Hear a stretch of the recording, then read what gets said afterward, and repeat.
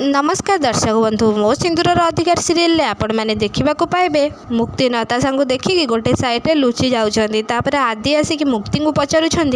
तमें एठी कौन करुछ तापर मुक्ति कहउचंदी किछि नहीं सार तापर आदि कहउचंदी तमें जल्दी बाहर को आस तापर मुक्ति कहउचंदी टिके धीरे कहतु सार जदि नताशा मैम शुणीदेवे ना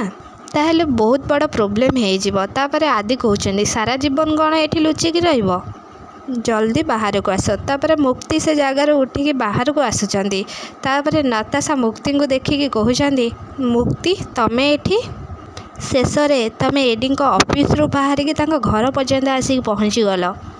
सतरे एडी मते तो लगुच ये तुम पछारे हाथ धोईकी पड़ी